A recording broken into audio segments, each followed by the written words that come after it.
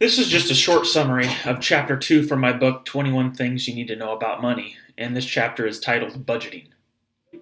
Look at our society. Everybody wants to be thin, but nobody wants to diet.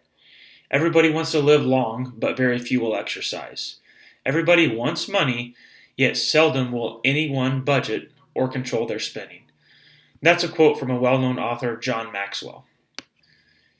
In order to get to the point where you no longer have to live paycheck to paycheck, you must completely understand budgeting. Having a budget and sticking to it is hard. In John Maxwell's quote, if you want to be skinny or have money, it's going to be difficult and will take discipline. And let's be honest, very few of us are willing to put in the work that it takes to accomplish these goals of having money. A budget is an estimate of income and expenses over a certain period of time. I usually suggest that you do this monthly. This is evaluated and adjusted as your income and expenses change. So how do you make a budget work? That's actually the very easy part. Spend less than you make. If you're having issues making the budget work, you might want to cook at home instead of eating out for every single meal that week, or skip those happy hours and lattes every day. A key to long-term financial success is spending less than you make. You will have to track and plan your expenses so that you don't go over your budget.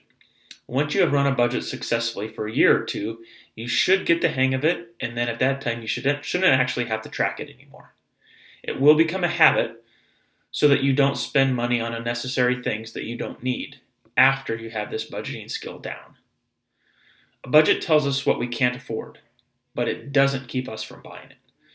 That is another quote from William Featherson. He hit the nail on the head with that quote. Having a budget will set you up for success, but it's up to you to have the discipline to stick to that budget. This may be tough to do on your own, so you may need to get some help. My suggestion for you is to get an accountability partner.